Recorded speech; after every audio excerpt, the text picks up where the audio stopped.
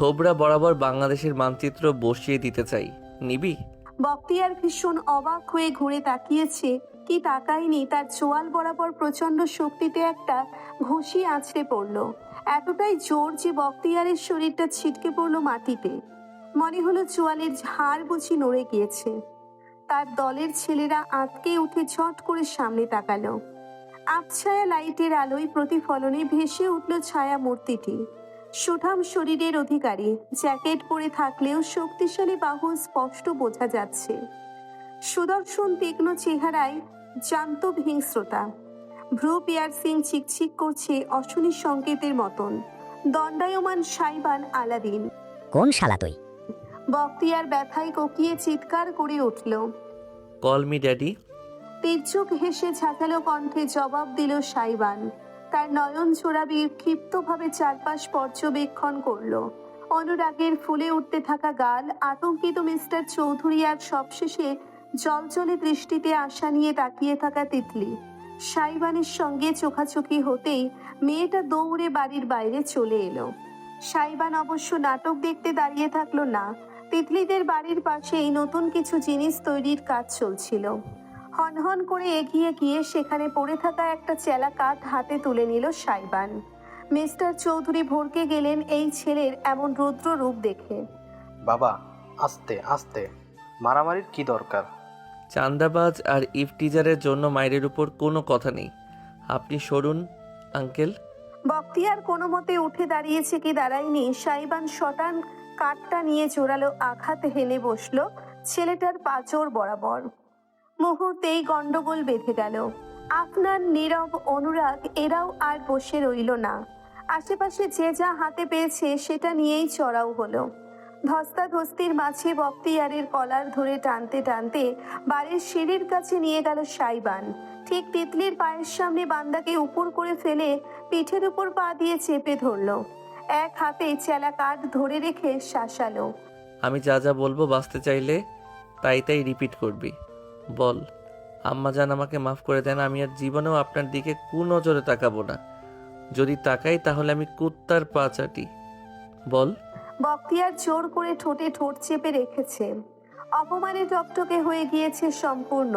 সাইবান আরো জোরে চেপে ধরলো তাকে। বলবি নাকি উদম কেলানি খাবি? ডিম থেরাপি শুধু তোর পার্টির বস্তিগুলো না, আমিও দিতে জানি। আম্মাজান। বলতে বাধ্য হলো বখতিয়ার। বাঁকা হাসি ফুটলো সাইবানের ঠোঁটে। সে শিখিয়ে দিল। আম্মা জান, আমাকে মাফ করে দিন। আম্মাজান, আমাকে মাফ করে দিন। আমি দুধ খাওয়া বাচ্চাটি হয়ে যাব। মেয়ে দেখলে আস্তাক ফিরুল্লাহ পড়তে পড়তে উল্টো দিকে দৌড় দিব। আমি দুধ খাওয়া? শুনতে শুনতে বুকে দুই বাহু বেঁধে বেশ উপভোগ করে গেল তিতলি। বখতিয়ার ছাড়া পেল টানা 7টা মর্মান্তিক বাক্য উচ্চারণ করার পরেই। আশেপাশের লোকজন দাঁড়িয়ে দাঁড়িয়ে মজা নিল। অনেকেই আবার ভিডিও করেও রাখলো। সবশেষে উঠে পড়ে টলতে টলতে যখন সে নিজের দলের ছেলেদের কাঁধে ভর দিয়ে বাড়ির বাইরের দিকে এগোলো, তখন পেছনে তাকিয়ে সাইবানের সঙ্গে দৃষ্টি মেলালো।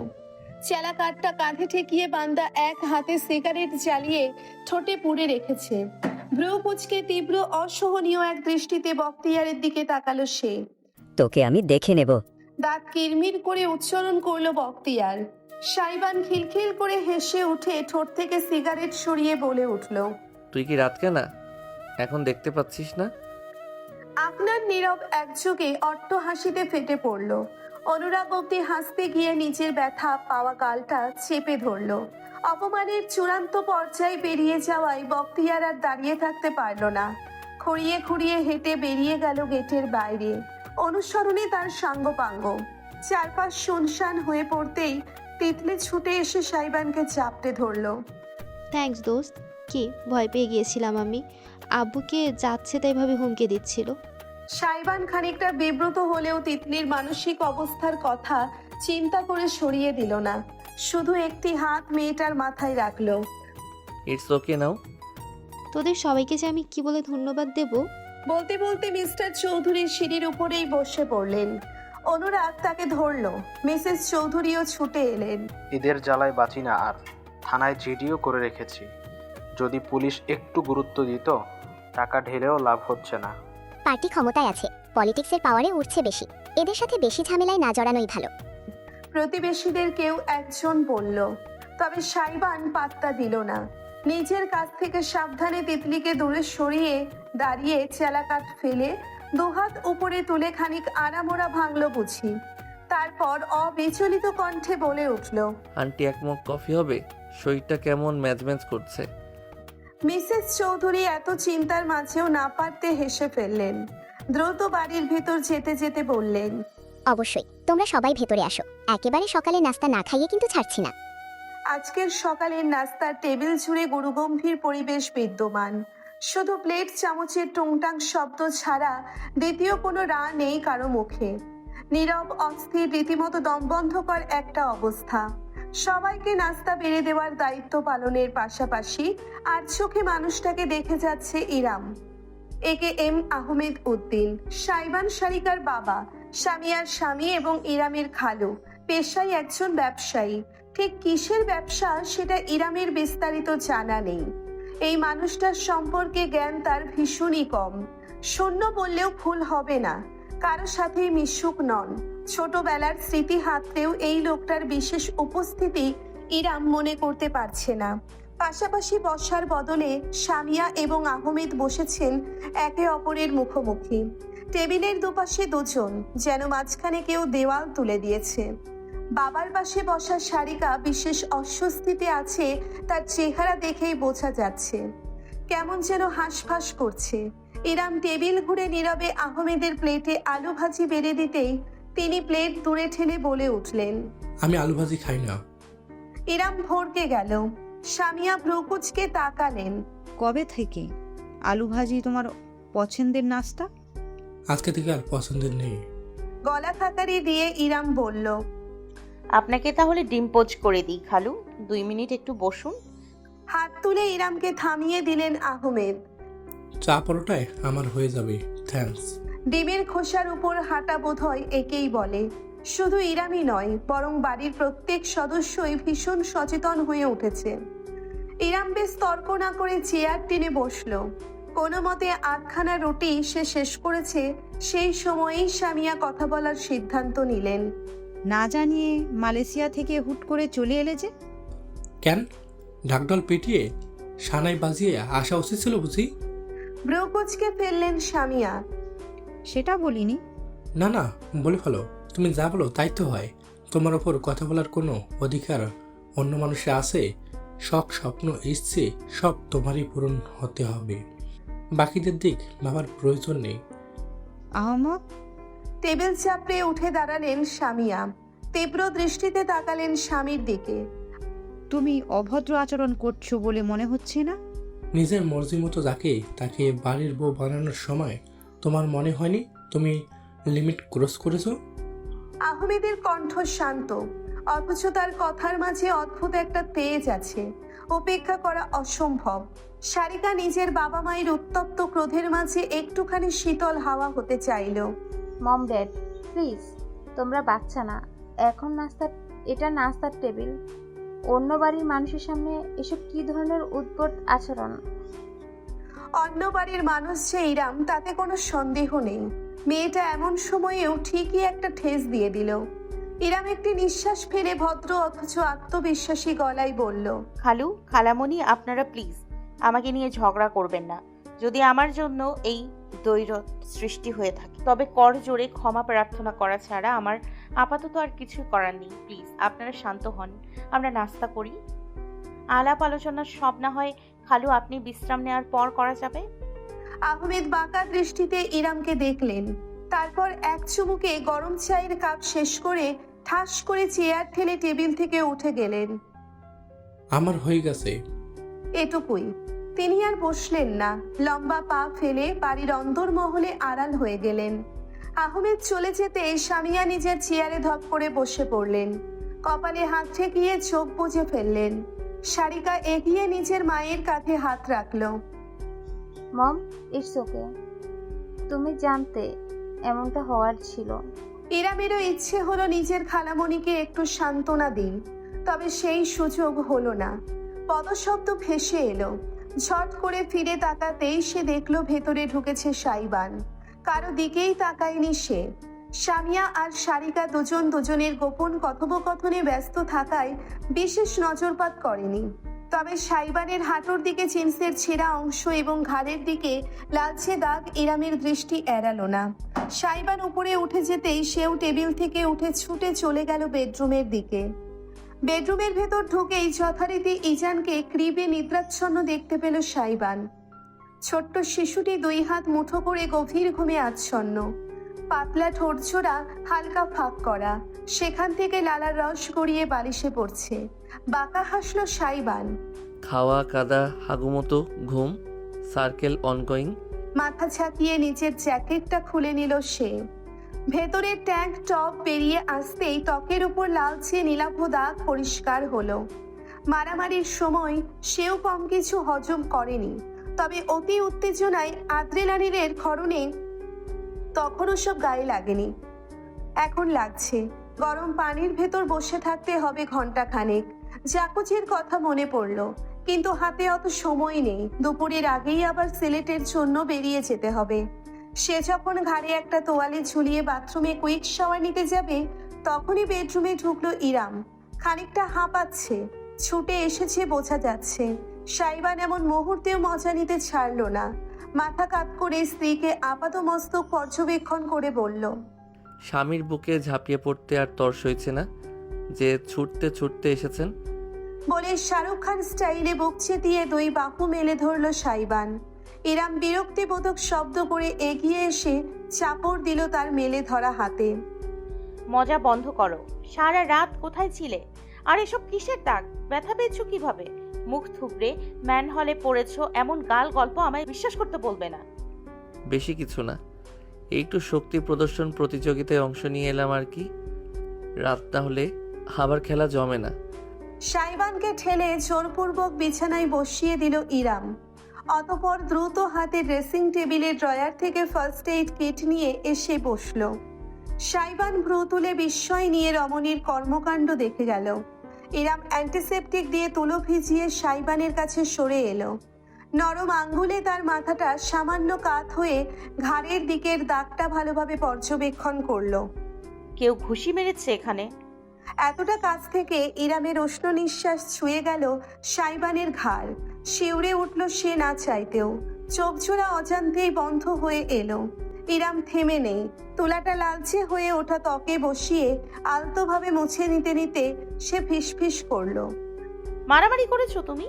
জ্বালা হলো। দাঁতে ঠোঁটে কামড়ে হিসিয়ে উঠল সাইবান। আপনার মাথার পিছনে 3য় চক্ষু আছে মনে হচ্ছে। চলছে না, সুখ লাগছে। চাপ দিন, আরো জোরে কষলে ভর্তা বানিয়ে ফেলুন।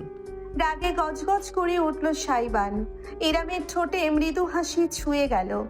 এবার আরো খানিকটা কাছে ঝুঁকে এলো সে। সাইবানের ঘাড়ে তুলো দিয়ে মুছতে মুছতে আলতোভাবে ফু দিল জ্বালা কমানোর উদ্দেশ্যে। সাইবানের শির দ্বারা বেয়ে শীতল তরঙ্গ খেলে গেল। মনে হলো ব্রেইনের ভেতর নিউরনে শর্ট সার্কিট হয়ে গিয়েছে। শরীরের সর্বশক্তিতে সে নিজেকে নিবারণ করলো ইরামকে ছোঁয়া থেকে। দোহাত টেনে ধরল বিছানার চাদর, ভীষণ নিয়ন্ত্রণে। ইরামের অবশ্য এত কিছু খেয়াল নেই। সে এক মনে নিজের কাজ করছে। ঘাড় থেকে সাইবানের বুকের দিকটায় নেমে এলো সে। ট্যাঙ্ক টপের চিকন স্ট্র্যাপটা শক্তিশালী কাঁধের উপর থেকে সামান্য নামিয়ে উন্মুক্ত করলো ত্বক। হার্টের উপরের দিকটায় নীলাভ একটা ছাপ। এবার সত্যিই রাগ হলো ইরামের। দ্বিতীয়বার তুলা ভেজাতে ভেজাতে সে বলল, এসব আমার একদম পছন্দ না আলাদিন। ভদ্র ঘরের ভদ্র ছেলেরা এমন করে না। সারা রাত বাইরে কাটানোর বিষয়টা না হয় আমি বাদই দিলাম, তবে নিজের এই অবস্থা করার মানে কি? অদ্ভুত উড়ে হাসলো সাইবান। কেন, আমার জন্য আপনার কষ্ট হচ্ছে বুঝি? ইরাম ঠোঁট ফুলিয়ে ফেলল। তেমন কোনো চিন্তা না করেই অজান্তে তুলা খানিকটা জোরে চেপে ফু দিয়ে বলে উঠল, হাজবেন্ডের জন্য চিন্তা করা বারণ বুঝি? মাদারফা। অস্ফুট একটা অশ্রাব্য শব্দ বেরিয়ে এলো সাইবানের ঠোঁট গলে। ইরাম বুঝতেও পারল না কি ঘটেছে। নিজের কোমরে একটা হ্যাচকা টান খেলো। তার শরীরটা আছড়ে পড়ল বিছানার উপর। গায়ের ওড়নাটা একপাশে ছড়িয়ে পড়ল। খোপা খুলে চুলগুলো নদীর স্রোতের ন্যায় মেলে গেল চারিপাশে। সাইবানের ভারী ও শক্তিশালী পুরুষালী শরীরটা তার উপর উঠে এলো। ডান হাতের লম্বাটে আঙ্গুলগুলো জড়িয়ে গেল ইরামের গ্রীবাদেশ জুড়ে। শীতল স্পর্শে কেঁপে উঠল ইরাম। পা দুটো ছটফট করে উঠতেই সাইবানের হাঁটু চাপ দিয়ে আটকে ফেলল তাকে। অবাক নয়নে চেয়ে রইল ইরাম নিজের উপর ঝুঁকে থাকা মুখটার দিকে। হলদেটে ত্বক কেমন রক্তাভ হয়ে উঠেছে, কালো চোখ দুটোই ঝিলিক খেলে যাচ্ছে, ঠোঁটচোরা হালকা ফাঁক হয়ে আছে, ভারী শ্বাস ফেলছে, চুলগুলো কপালে ছড়িয়ে পড়েছে। সাইবান আরো কাছে ঝুঁকে আসতেই ইরামের কপাল ছুঁয়ে গেল চুলের গোছা। শক্তভাবে চোখ বুজে ফেলল রমণী, কেন তা নিজেও বলতে পারবে না। সাইবান অত্যন্ত মোহ নিয়ে তার মুখটা দেখল।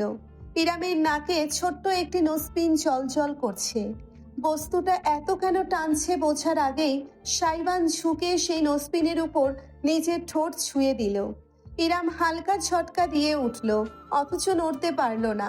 তার গলায় সাইবানের হাত আর একটু শক্ত হয়ে চেপে বসল। দীর্ঘ এক নিঃশ্বাস ফেলে ইরাম জলজলে চোখ মেলে তাকাতেই সাইবানের দৃষ্টি মোকাবিলা করতে হলো তাকে। তার গলার চাপটা বাড়িয়ে মুখটা একটুখানি উপরে তুলে নাকে নাক ছুঁয়ে দিয়ে সাইবান ফিসফিস করল, কল মি হাজব্যান্ড অ্যাগেইন। আর আমি আপনাকে পৃথিবীতে বসিয়ে চাঁদ তারা ঘুরিয়ে আনবো এমন পিশাচকে জাগাবেন না, যাকে সইতে পারবেন না, মাই প্রিশিয়াস। আলাদিন, মাঝে মাঝে তুমি এমনভাবে কথা বলো যে আমার মনে হয়। ইরাম নিজের কথাটা শেষ করতে পারল না। শব্দগুলো দ্বিধান্বিত হয়ে গলার ভেতর আটকে গিয়েছে। উদ্ভ্রান্ত দৃষ্টিতে সে দেখছে তার উপর ঝুঁকে থাকা সাইবানকে। তার আধো বলি শুনে সাইবান তার গলার পাশের পালস বরাবর আলতো আঙ্গুলের চাপ দিয়ে ফিসফিস করলো, কি মনে হয়? যে তুমি আমি তুমি আমাকে। জমে গেল সাইবান আর ইরাম উভয়ে। ক্রিবে শুয়ে থাকা ইজান একেবারে হঠাৎ করেই চিৎকার দিয়ে কেঁদে উঠেছে। ছোট্ট হাত পা ছুঁড়ে এমনভাবে নাটকীয় ভঙ্গিতে কান্নাকাটি করছে যেন কষ্টে বুকটা ফেটে যাচ্ছে তার। ইরামের মাতৃ মস্তিষ্ক সজাগ হয়ে উঠল। ধাক্কা দিয়ে সাইবানকে নিজের উপর থেকে সরিয়ে ছুটে গেল সে সন্তানের কাছে। দ্রুত ইজানের ছটফট করতে থাকা শরীরটাকে নিজের বুকে তুলে নিয়ে দোলাতে থাকলো। এই যে বাবাটা, এই যে আম্মু এখানে, কান্না কেন? ক্ষুধা পেয়েছে তোমার? পেট ভরেনি? সাইবান কয়েক সেকেন্ড উপর হয়ে বিছানায় পড়ে রইল। তার হাতটা এখনো চাদর আঁকড়ে ধরে রেখেছে, ঠিক যেখানে কয়েক সেকেন্ড আগ অব্দিও ইরাম শুয়েছিল। চাদর মুখ পাঠিয়ে ফেলল সে। চোখ মুখ কুচকে বিড়বিড় করে নিজেকে নিজে বোঝাতে লাগলো, কুল ডাউন, কুল ডাউন, কুল কুল কুল। পোটলাটাকে জানালা দিয়ে ছুঁড়ে ফেলানো যাবে না, পোটলা উঠতে পারে না। মাথা ঠান্ডা, মাথা ঠান্ডা। তামান্না ভাটিয়া, তামান্না ভাটিয়া। মনে মনে জপতে লাগলো সাইবান। ইরাম ততক্ষণে ফিডারের দিকে হাত বাড়িয়েছে। সে পাম্প করে রেখেছিল, সেটা কোনোভাবে নিজের কিচেনে ফেলে এসেছে সকালের নাস্তা তৈরি করার সময়। নিজেকে নিজে মনে মনে খানিক অভিসম্পাত করে এখন ম্রিয়মান হয়ে আসা ইজানকে বিছানায় উপুর হয়ে থাকা সাইবানের পাশে রাখলো সে। একটু দেখে রেখো, আমি নিচ থেকে ফিডার নিয়ে আসছি, এই 5 মিনিট। থ হয়ে রইল সাইবান। চোখ মেলে ইরামকে দ্রুত রুম থেকে বেরিয়ে যেতে দেখলো। তারপরই তার করুণ চোখ জোড়া এসে পড়লো ইজানের উপর। কান্নার বালাই নেই তার, তবে নয়ন দুটি অশ্রুতে ভিজে টলটল করছে। নাক টানছে আর অদ্ভুত ভঙ্গিতে সাইবানের দিকে তাকিয়ে আছে, যেন ভ্রুকুটি করছে তাকে। ভ্রু তুলে খানিকটা সময় তাকিয়ে থেকে খপ করে ইজানের গলায় হাত রাখলো সাইবান। নাজুক শরীরের অঙ্গ তার দুইখানা আঙ্গুলের সম্পূর্ণ জড়িয়ে গেল। পোটলা, তোর কল্লাটা 2 ইঞ্চির আর সাইরেন বাজাস 69 ইঞ্চির। তোর ভোকাল কর্ড নাকি টাইটানিকের হর্ন, টাইম মতো পত করে বাজিয়ে দিস। সাইবান ইজানের ছোট্ট গলা আলতোভাবে আঁকড়ে শাসালো। বিনিময়ে গুঙিয়ে উঠল ইজান। ছোট্ট শিশুটির ভ্রু এমনভাবে কুঁচকে এলো যেন পিতার উপর যার পরনাই বিরক্ত সে। এই চোখ পাকাস কাকে তুই? চিনিস আমাকে? আমি তোর বিনা শ্রমে হয়ে যাওয়া বাপ। বুঝতে হবে মামা, এমনিতেই কল্লার শক্তি দেখিয়ে আমার দুনিয়া নাড়িয়ে ফেলেছিস। এবার ঠাস, সাইবানের মুখটা একদিকে হেলে গেল। চোয়াল ফাঁক হয়ে পড়ল কয়েক ইঞ্চি। মুখের কথা তার মুখেই আটকে রইল। কয়েক সেকেন্ড সে বুঝতেই পারল না কি হয়েছে এইমাত্র। ইজানের ছোট্ট হাতটা সশব্দে আছড়ে পড়েছে তার বাম গাল বরাবর, সোজা আছড়ে পড়েছে তার বাম গাল বরাবর। সোজা বাংলায় বলা যায় থাপ্পড়। সাইবান চোখে অপুরন্ত অবিশ্বাস নিয়ে তাকাতে না তাকাতেই চোখ মুখ কুচকে এবার ছোট্ট পা তুলে পিতার থুতনি বরাবর লাথি ছুঁড়ে ইজান লাফিয়ে উঠল। You little piece of shit. আর্তনাদ করে উঠল সাইবান। ইজানের ছোট্ট দুহাত বিছানার সঙ্গে চেপে ধরল। বিপরীতে নিজের পা দুখানা তুলে দমাদম ছুটতে আরম্ভ করলো ইজান। সে লাথি তার বাবার মুখে পড়ছে কি বুকে দেখার কোনো সময় নেই তার। নাটকবাজ, ধরিবাজ, চালবাজ, এক চটকা নাই মুড়িভাজ। এই যে আম্মু এসে পড়েছে কুচুপু। পিতা পুত্রের টি-20-র মাঝেই রুমে প্রবেশ করে জমে গেল ইরাম। বিছানার উপর বসে আছে সাইবান, তার দুহাত তোলা উপরের দিকে। সেখানে ঝুলছে ইজান। ইজানের একটা পা এখনো সাইবানের ডান গাল বরাবর বসানো, আর সাইবানের হাত ইজানের মাথায় অল্প বিস্তর চুলের মাঝে মুঠ করে রাখা। দুইজনেই থমকে গেল ইরামের কণ্ঠস্বর শোনার সঙ্গে সঙ্গে। ঘুরে তাকালো ওই অবস্থায়। ইরাম দৃশ্য দেখে হাসবে কি কাঁদবে ভুলে গেল। ড্যাব ড্যাব করে তাকিয়ে রইল শুধু। ইজানি সর্বপ্রথম নিজের আধ লাথিটা পূর্ণ করে সাইবানের গায়ে ঠেটিয়ে কেঁদে উঠল। ইরাম ছুটে এসে ছেলেকে কোলে নিল। দ্রুত ফিডারটা মুখে নিয়ে দোলাতে লাগলো। ইজান শান্ত হয়ে এলো তৎক্ষণাৎ। চুপ করে ভদ্র বাচ্চাটি হয়ে খাবারে মনোযোগ দিল। তখনও নিজের গাল চেপে ধরে রাখা সাইবান হাঁপাতে হাঁপাতে বলে উঠল, কি সাংঘাতিক! চেঙ্গিস খান নামটা ওয়েস্ট না হলে এই পোটলাটাকে দেয়া অতি জরুরি হতো। সারা একটা ডিক্টেটর। এতক্ষণ না হাসলেও এবার আর হাসি রুখতে পারল না ইরাম। হাসতে হাসতে বলল, তোমাদের দুজনকে এক রুমে ছেড়ে দেয়া আর বাঘেতে কুমিরে এক ঘাটে জল খাওয়া একই ব্যাপার দেখছি। সাইবান আর কিছু বলল না। এক হাতে নিজের মুখ ঘষতে ঘষতে অপলক নয়নে চেয়ে থাকলো ইরামের অকৃত্রিম হাসির দিকে। কয়েক ঘন্টা পর দুপুর হয়ে এসেছে প্রায়। সাইবান খাওয়া গোসল সেরে তৈরি হয়ে নিচ্ছে বেরোবার উদ্দেশ্যে। গাড়িতেই যাবে যেহেতু একটা ক্যাজুয়াল টি শার্ট আর ঢোলা ট্রাউজার পরেছে। ডাবল ব্যাগ শেষবারের মতো দেখে নিচ্ছে সব ঠিকঠাক আছে কিনা। এমন সময়েই রুমে এলো ইরাম, হাতে সামিয়ার থেকে নিয়ে আসা ল্যাপটপ। ইজান সকালের পর আবার ঘুমিয়েছে আধা ঘন্টা আগে। ধীর পায়ে প্রবেশ করে নাইট স্ট্যান্ডে ল্যাপটপ রেখে ইরাম ব্যস্ত সাইবানকে দেখল। কাজের সময় ছেলেটার মনোযোগ একেবারে অনন্য ধরনের। কিছুক্ষণ ইতস্তত করলো রমণী। তার কিছু টাকা দরকার, হাত একেবারেই ফাঁকা। উপরন্তু সে সিদ্ধান্ত নিয়েছে আগামীকাল সুগন্ধার সাথে বাইরে গিয়ে কম্পিউটার কোর্সে ভর্তি হয়ে আসবে। সাইবান যেহেতু চলে যাচ্ছে তার সাথে আর কথা বলার সুযোগ হবে না, কিন্তু টাকার ব্যাপারটা তুলতেও কেমন যেন লাগছে তার কাছে। স্বামীর কাছে এই কারণেই চাইতে পারেনি। এমনিতেই তার জন্য অনেক করেছে বাড়ির মানুষগুলো। দেনমোহরের টাকাটাও স্বামীয়া ইরামের নিজস্ব ব্যাংক অ্যাকাউন্টে রাখার ব্যবস্থা করে দিয়েছেন। ওটা নিয়ে ভবিষ্যতে কোনো পরিকল্পনা করবে ভাবছে ইরাম। সেখান থেকেই এখন তুলবে নাকি? অনেক কিছুই ভাবলো সে। শেষমেশ সিদ্ধান্তে উপনীত হলো। সাইবানের পাশে গিয়ে দাঁড়ালো ইরাম। একটা কথা বলার ছিল। ঝেড়ে কেসে ফেলুন, আমার তাড়া আছে। নিজের কাজ করতে করতেই বলল সাইবান। ইরাম খুব বেশি সময় আর নষ্ট করলো না, বলে উঠল, আমার কিছু টাকার দরকার। একটা কম্পিউটার কোর্স করতে যাচ্ছি, শুনেছি 2 মাসের কোর্স ফি 5000। সাইবান এবার চোখ ঘুরিয়ে ইরামের দিকে তাকালো। ভ্রু তুলতেই তার আইব্রো পিয়ার্সিং চলচল করে উঠল। কিসের কোর্স? আর্টিকেল রাইটিং আর ওয়ার্কশিট ফর ফ্রিল্যান্সিং। ফ্রিল্যান্সিং করবেন সিদ্ধান্ত নিয়েছেন? আপাতত হ্যাঁ। ইরাম প্রায় প্রস্তুতি নিয়েই রেখেছিল যে একটা বেশ লম্বা চওড়া বিশ্লেষণ করবে। কেন এই কাজটা করতে ইচ্ছুক, কিভাবে করবে, মেয়ে বলে কেউ কাজ না দিলেও তাকে লড়াই করে যেতে হবে, কারো আপত্তি থাকলেও তার কিছুই করার নেই, ইত্যাদি ইত্যাদি। তবে সাইবান তেমন কিছুই জিজ্ঞেস করলো না। ট্রাউজারের পকেট থেকে নিজের ওয়ালেট বের করে যতগুলো নোট ছিল সবগুলোই বের করে আনলো। গুনেও দেখলো না কত আছে, সরাসরি ইরামের হাতে ধরিয়ে দিয়ে ওয়ালেট আবার পকেটে ভরে রাখলো। ইরাম অবশ্য গুনে দেখলো 8টা 1000 টাকার নোট আর 4টে 500 টাকার নোট, মোট 10,000 টাকা। এটা তো অনেক বেশি, তোমার লাগবে না? ওয়ালেট তো পুরো ফাঁকা করে ফেলেছো দেখলাম। আমার কার্ড আছে, ক্যাশ না হলেও চলবে। বলে সাইবান ব্যাগ কাঁধে ঝুলিয়ে রুমের দরজার দিকে এগোলো। আমার তো 5,000 টাকা হলেই চলবে, 10,000 কেন দিচ্ছ?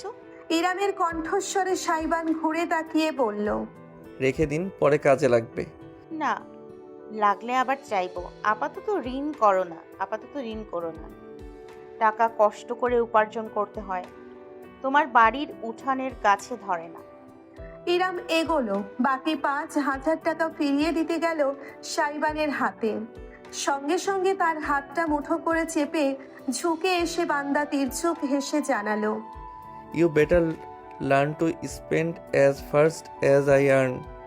থমকে গিয়ে মুখ তুলে তাকালো রমণী। তার চেহারায় সাইবানের তপ্ত নিঃশ্বাস শুয়ে গেল। ঠোঁটে লেগে থাকা হাসিটা দেখে ইরাম না চাইতেও একটি ঢোক গিলতে বাধ্য হলো। সাইবানের হাসিটা তাতে আরেকটু বিস্তৃত হলো। ইরামের বাহু বেয়ে তার হাতটা উঠে এলো কানের লতিতে। কিছু এলোমেলো চুলের গোছা সযত্নে কানের পিছনে গুজে দিল সে।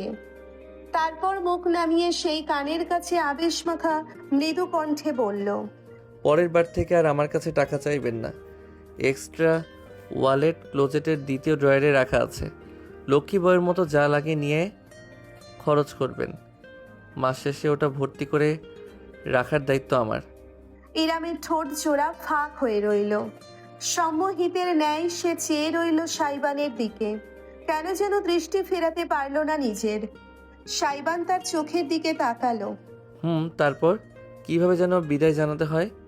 ওই ইরাম মুখ খুললেও কথা শেষ করতে পারল না। সাইবান তার চিবুকে আঙ্গুল জড়িয়ে মুখটা তুলে কপাল বরাবর নিজের ঠোঁট বসিয়ে দিল। তার ত্বকের মাঝে অস্ফুট স্বরে বলল, খুব জলদি জ্বালাতে ফেরত চলে আসব। Try not to miss me too much my precious. আর দাঁড়ালো না সাইবান। নিজের উষ্ণতাটুকু কেড়ে নিয়ে উল্টে ঘুরে রুমের বাইরে বেরিয়ে গেল। ইরাম তখনও নিজের জায়গায় দাঁড়িয়ে রইল বরফের মতো। অজান্তেই হাতে ধরে রাখা টাকায় তার আঙ্গুলগুলো সজোরে চেপে বসলো। সে ভুলেই গিয়েছিল অনুভূতি কিভাবে অনুভূত হয়, অথচ বহুদিন বাদে আজ তার উষ্ণ কিছু একটা ক্ষণিকের জন্য হারিয়ে ফেলার অনুভূতি কেন হচ্ছে সেটা তার বুঝদার মস্তিষ্কও বুঝতে পারল না। পরদিন গতকাল সিলেটে শো করতে চলে গিয়েছে সাইবান। ইরাম আজ সকাল সকাল তৈরি হয়ে নিয়েছে, একটা হলুদ রঙের কামিজ আর সালোয়ার, ওড়নাটা পরিপাটি করে কাঁধের দুপাশে তুলে দেওয়া, চুলগুলো বেনুনি পাকিয়ে নিয়েছে। ইজানকে নিয়েই বেরোবে আজ, কারণ স্বামী আর সারিকা কেউই বাড়িতে থাকবে না। সুগন্ধাও তার সাথেই যাচ্ছে, সেহেতু রেখে যাওয়ার প্রশ্নই আসে না। নাস্তা তৈরি হচ্ছে কিচেনে। ইরাম কিছুক্ষণ আগে সাহায্য করে এসেছে সুগন্ধাকে। মেয়েটা এখন গরম করে নিচ্ছে সব কিছু। কেউই এখনো নাস্তার টেবিলে আসেনি। সময়টা ব্যবহার করার কথা ভাবলো ইরাম। ল্যাপটপ নিয়ে বসে গেল। গতকাল থেকেই একটা বিশেষ কাজ করবে বলে ভেবে রেখেছে, যেটা এতদিন করার কথা মাথায় আসেনি। সুগন্ধার থেকেই টুকটাক খবর পেয়েছে সে। ইউটিউবে গিয়ে সার্চ দিল অ্যারাবিয়ান ডেইজ। একটি চ্যানেল ভেসে উঠল, মিউজিক সম্পর্কিত সকল ভিডিও, বিভিন্ন আর্টিস্টিক এমভি, সাবস্ক্রাইবার সংখ্যা 1 লাখের কাছাকাছি প্রায়। একটি বেশ জনপ্রিয় ভিডিও আছে প্রায় 10 মিলিয়ন ভিউ। 1 বছর আগে আপলোড করা হয়েছে। ইরাম ভিডিওটা দেখলো, ভাইরাল একটি গান, গত বছর টিভি চ্যানেলে আর এদিক সেদিক বেশ শোনা হয়েছে। মেট্রো রেলে শ্যুট করা হয়েছে, বেশ অ্যাস্থেটিক কায়দায়। ভিডিওতে দেখানো ভবঘুরে টাইপের ভ্রমণ পিপাসু এক ছেলে, সেখানে অভিনয় করেছে সাইবান নিজে। একটি তরুণী মেয়েও রয়েছে। তারুণ্যের প্রেম কাহিনী ধরনের মিউজিক ভিডিও। ইরাম ডেসক্রিপশনে গেল, সেখানে সিঙ্গার, প্রোডাকশন ইত্যাদি ক্রেডিটের সঙ্গে লেখা। Music composer DJ Aladin. Saiban composer হিসেবেও কাজ করে এটা জানা ছিল না ইরামের। সুগন্ধার গুপ্ত তথ্য অনুযায়ী তার ইনস্টাগ্রামও আছে। গুগল থেকে সেখানেও ঢুকলো ইরাম। প্রোফাইল বের করে তার চোখ কপালে উঠে গেল। 5 লাখ ফলোয়ার সংখ্যা, বেশিরভাগ তার বিভিন্ন শো এবং কম্পোজিংয়ের পোস্ট। হুট করে দেখলে মনে হয় না, কিন্তু সাইবান নিজের কাজ নিয়ে বেশ ভালোই এগিয়েছে। স্ক্রল করতে করতে প্রায় 7-8 মাস আগেকার একটি পোস্টে চোখ আটকে গেল ইরামের। তেমন কিছু না, স্রেফ একটি ছবি, কিন্তু স্রেফ একটা ছবিই যেন রমণীর বুকের ভেতর আগুন জ্বালিয়ে দিল।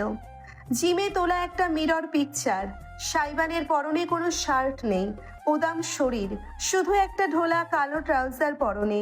পেটানো শরীর আবছায়া আলো আধারিতে ফুটে উঠেছে। শক্তিশালী মাংসপেশির গড়ন আর উদরের কাঠামো বেশ চোখে লাগছে। ইরাম প্রথমটাই লজ্জা পেয়ে গেল। স্ক্রল করে চলে যাচ্ছিল, কিন্তু কিছু কমেন্টে তার মনোযোগ আটকে গেল। বেশিরভাগ মেয়েদের কমেন্ট,